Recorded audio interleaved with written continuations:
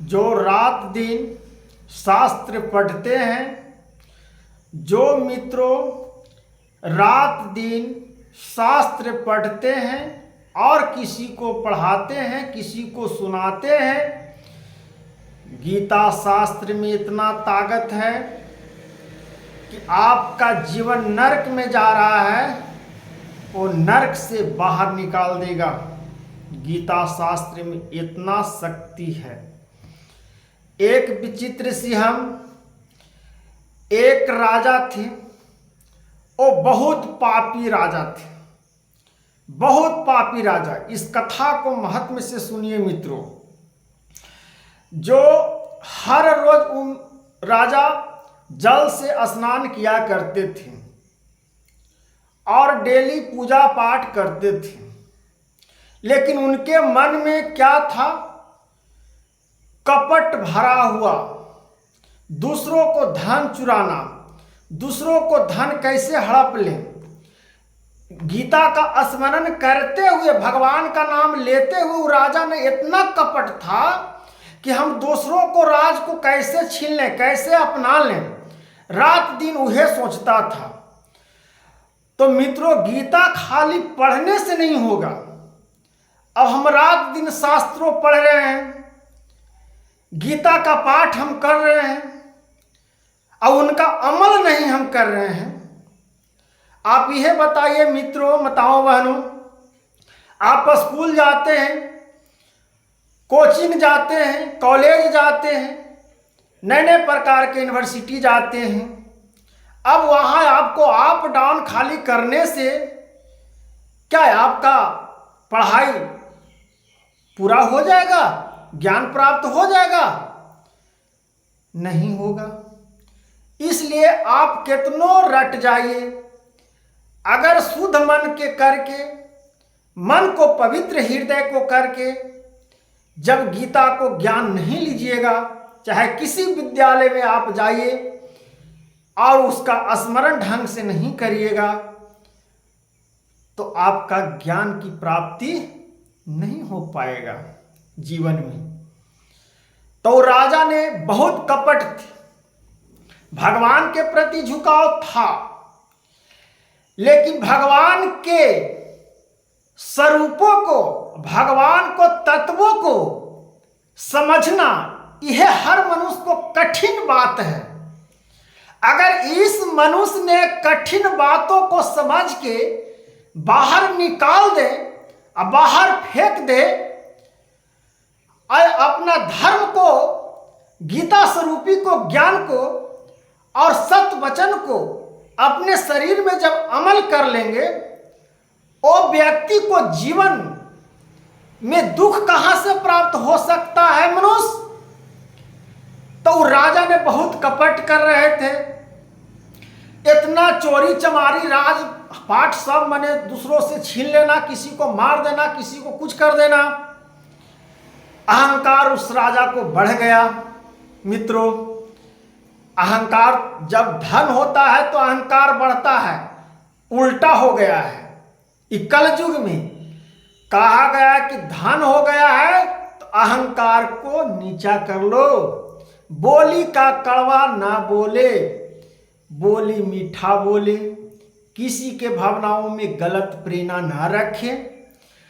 इस प्रकार से जहां तक आपसे बनता है वहां तक किसी को भलाई कर दीजिए।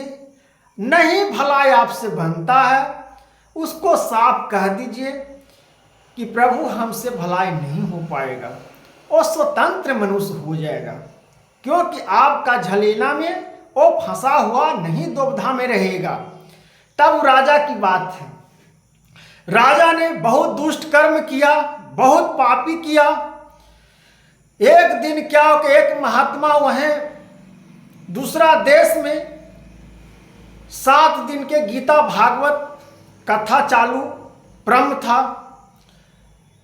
राजा के पत्नी ने कहे कि हे महाराज, इतना पाप करते हैं, गीता शास्त्र भी पढ़ते हैं और चोरी चमारी भी करते हैं, इस प्रकार से कपट आपका मन में है परिजनों के लिए, तो दूसरा देश में श्रीमद् भागवत कथा हो रहा है, वहां पर जाकर और हम भी चलकर सुनना चाहते हैं कि गीता में क्या महत्व है, जो अपने खुद पढ़ रहे हैं और महात्मा जी क्या बताते हैं वो हम लोग को समझना चाहिए।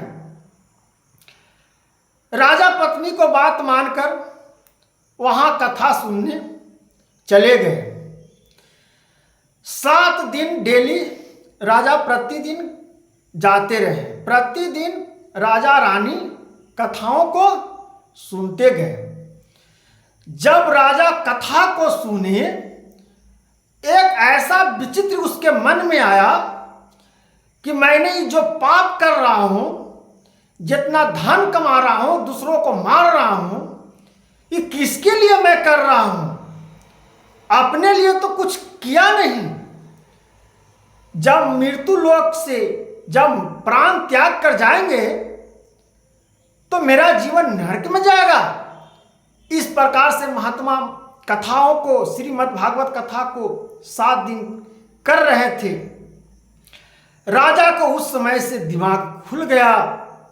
राजा ने कहा कि मैंने आज से मैं कान ऐंठता हूं कि ऐसा पाप, ऐसा तत्वों को हम आज से ही त्याग देता हूं। ऐसा धन कमाने से कोई फायदा नहीं है। तब भगवान ने, जब इस प्रकार से राजा ने स्वयं अपने दोषों को, अपने दुखों को, अपने जो कर्म किए हैं उसको सजा भोगने के लिए एकदम अर्पित हो गया। जब 7वां दिन राजा महात्मा के चरणों पर जाकर गिर पड़े, बोले महात्मा, हम गीता का तो स्मरण किए हैं और सभी देवी देवताओं में मन लगाते हैं, लेकिन फिर भी मेरा मन चोरी चमारी करने का, पापों से मुक्ति, पापों करने का भावनाओं मेरे मन में जगा हुआ रहता है। इसका उपाय बताइए। तब महात्मा ने कहे, मित्र सुनने की बात है, कहे राजा, तुम राजन जो किया है कर्म, जो तो अपना अनज्ञानी के वजह, तुम्हारे पास कोई गुरु नहीं थे, इसलिए तुम अनज्ञानी के वजह से तुम गलती करते जा रहे थे। अब तुम्हारा मुक्ति का दरवाजा मिल चुका है। अब तुम गुरु को चरणों में आ गया है। पहले तुम गुरु दक्षिणा लो, गुरु मंत्र पहले लो, उसके बाद तुम्हारा कल्याण जो बताता हूं करो।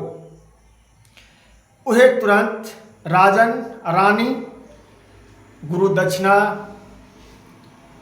और गुरु मंत्र लिए और उसके बाद गुरु दक्षिणा दिए और गुरु कहें कि आज से सब निष्कपट छोड़ दो और उसके बाद देखो कितना तुम्हारे जीवन में सुख और शांति अपरिवर्तन आते हैं। इस प्रकार से महात्माओं को वचन को सुनकर राजा अपने महल की ओर लौट पड़े। महल में आए तो एक गुंज की आवाज आया, हे राजा पापी, तुम 7 दिन कथाओं सुने हो, श्रीमद् भागवत कथा को, ज्ञान को प्राप्त किया है, गीता स्वरूपी को, तुम्हारा मुक्ति मोक्ष की कल्याण हो, तुम्हारा मोक्ष प्राप्त होगा। तुम जाओ, तुम्हारा अब अंत है, अब परलोक तुम जाओ, तुम्हारा वहां स्थान है। इसलिए कहा जाता है मनुष्य जब राजन का आत्मा टूटा तब भगवान का स्वयं दूत यमराज बनकर अब विष्णु धाम लोक में राजा रानी दोनों चले गए और राजा का 2 पुत्र था, वो अपना राज फिर संभालना प्रारंभ किया। इस प्रकार से कहा गया है गीता में श्री कृष्ण भगवान अर्जुन जी से कि जो गीता का अध्ययन तहे दिल से और अपने मन को अगर पाप करते हुए फिर पछतावा आ जाए, समझ में आ जाए, ओ मनुष्य का हम कल्याण कर देते हैं इस जगत में। उसी प्रकार से मनुष्य की छोटा सी कहानी थी।